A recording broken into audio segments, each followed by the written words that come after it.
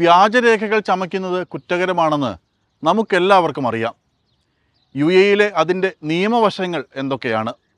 പ്രമുഖ അഭിഭാഷകൻ അഡ്വക്കേറ്റ് അജി കുര്യാക്കോസ് സംസാരിക്കുന്നു. Law point.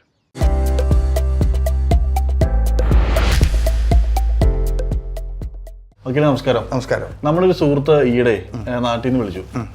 പുള്ളി ഇവിടെ വിസയുടെ പ്രോസസ്സിങ്ങിന് നേരത്തെ ഇവിടെ വന്ന സമയത്ത് വിസ പ്രോസസ്സിങ് സമയത്ത് കൊടുത്ത ഡോക്യുമെന്റ് ഫോർജ് ഡോക്യുമെന്റ്സ് എന്ന് പറഞ്ഞൊരു കേസുണ്ട് പുള്ളിയുടെ പേരിൽ.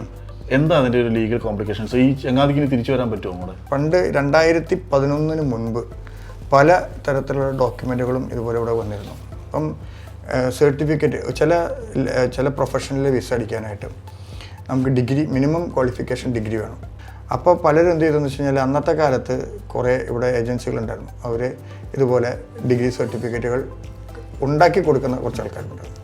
അവരെല്ലാ അറ്റസ്റ്റേഷനും കഴിഞ്ഞിട്ടാണ് ഇവിടെ കൊണ്ടുവന്ന് കൊടുക്കുക.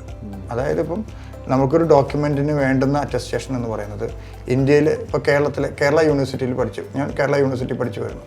ഞാൻ എൻ്റെ സർട്ടിഫിക്കറ്റ് ആദ്യം നോട്ടറൈസ് ചെയ്യണം, ഹോം ഡിപ്പാർട്ട്മെൻറ്റ് ചെയ്യണം, നോട്ടറൈസ് ചെയ്യണം. അതിനുശേഷം ഹോം ഡിപ്പാർട്ട്മെൻറ്റ് ചെയ്യണം കേരള. അതിനുശേഷം അത് UAE എംബസി ഇന്ത്യ ചെയ്യണം.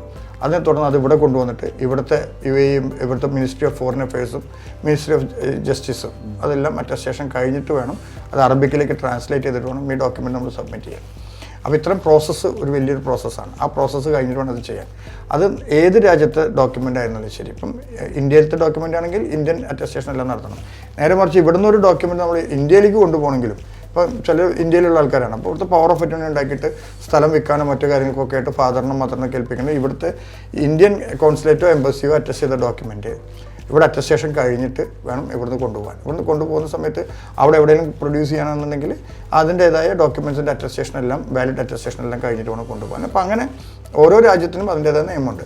അപ്പോൾ UAE അങ്ങനെയായിരുന്നു ഉണ്ടായിരുന്നത് ഇതുപോലത്തെ ഡോക്യുമെൻറ്റ്സ് കൊണ്ടുവരുന്നത്. അപ്പം യഥാർത്ഥത്തിൽ അത് ആരുണ്ടാക്കി എന്നുള്ളതൊന്നുമല്ല ഇവിടുത്തെ പ്രശ്നം. ആരാണ് അത് ഉപയോഗിക്കുന്നത്? ഹൂ ഈസ് യൂസിങ് ഇറ്റ് എന്നുള്ളതാണ് ചോദ്യം. അപ്പോൾ ആ ഉപയോഗിക്കുന്ന ആളാണ് അതിൻ്റെ ഒന്നാമത്തെ പ്രതി. പിന്നെ അയാൾ പിടിക്കപ്പെട്ട് കഴിഞ്ഞാൽ ബാക്കിയുള്ള ഇവിടെ ഉണ്ടാക്കി എന്നുള്ളതൊക്കെ സെക്കൻഡറി ആയിട്ട് വരുന്ന കാര്യങ്ങൾ. അവരൊക്കെ രണ്ടാം പ്രതിയും മൂന്നാം പ്രതിയൊക്കെ ആയിട്ട് വരുന്നത്. അപ്പോൾ അങ്ങനത്തെ ഫോർജ് ഡോക്യുമെൻ്റ് ഉണ്ടാക്കാതിരിക്കാൻ നോക്കുക. അങ്ങനത്തെ ഡോക്യുമെൻ്റ് ഉണ്ടാക്കിയാൽ എന്തായാലും ഇവിടെ പിടിക്കപ്പെടും, ഒരു സംശയം വേണ്ട. അതിനകത്ത് ഏറ്റവും നൂതനമായ സാങ്കേതിക വിദ്യയുള്ള ഒരു രാജ്യമാണ് ഇവിടെ.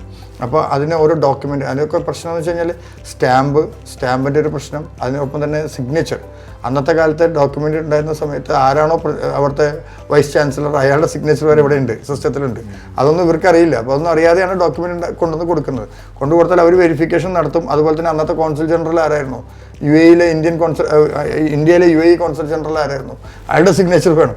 അപ്പോൾ ഇത് പെട്ടെന്ന് നോക്കുമ്പോൾ എല്ലാവരും വളരെ സിമ്പിളായിട്ട് നല്ല ഡോക്യുമെൻ്റ് കണ്ടാൽ വളരെ ഭംഗിയുള്ള ഡോക്യുമെൻ്റ് ആയിട്ട് തോന്നും നമുക്ക്. എല്ലാ അറ്റസ്റ്റേഷനും ഒറിജിനൽ മാറി നിൽക്കുന്ന രീതിയിലുള്ളതായിരിക്കും. അപ്പോൾ അതുകൊണ്ട് അങ്ങനെ പിടിക്കപ്പെട്ട് കഴിഞ്ഞാൽ 5 മാസം 6 മാസം വരെ ജയിലും അതുപോലെ തന്നെ ഡിപ്പോർട്ടേഷനുമാണ് മെയിനായിട്ട് പറയുന്നത്. അങ്ങനെ ഡിപ്പോർട്ട് ചെയ്ത ഒരാളെ സംബന്ധിച്ച് ശ്രമിക്കാതിരിക്കുക, വരാൻ പറ്റില്ല. ആദ്യം നമുക്ക് കൊടുക്കാനുള്ള ഉപദേശം എന്ന് വെച്ച് കഴിഞ്ഞാൽ അങ്ങനെ ഡോക്യുമെൻ്റ് ഉണ്ടാക്കാതിരിക്കുക. ഉണ്ടാക്കിയാൽ ഉള്ള ജോലിയും പോവും, ഒപ്പം തന്നെ നമ്മുടെ മനസ്സമാധാനം പോവും, ജയിലിലും പോകണം, നാട്ടിലേക്കും പോകണം. അപ്പോൾ അതുകൊണ്ട് അത്തരം ഡോക്യുമെൻ്റ് ഉണ്ടാക്കാതിരിക്കുക. ഫോർജറിയാണ് അത് വരുന്നത്. ഫോർജറി എന്ന് പറഞ്ഞാൽ വലിയ കുറ്റമാണ്. അതായത് നമ്മൾ ചെയ്യുന്ന ക്രൈമിന് 2 തരത്തിലുണ്ട്. ഒന്ന് ഇൻഡിവിജ്വൽ ക്രൈമും മറ്റൊന്ന് ക്രൈം എഗെയിൻസ്റ്റ് ദ സ്റ്റേറ്റ് ആണ്. ഇത് വരുന്നത് ക്രൈം എഗെയിൻസ്റ്റ് സ്റ്റേറ്റ് ആണ്, രാജ്യത്തിനെതിരെ ചെയ്യുന്ന കുറ്റമാണ്.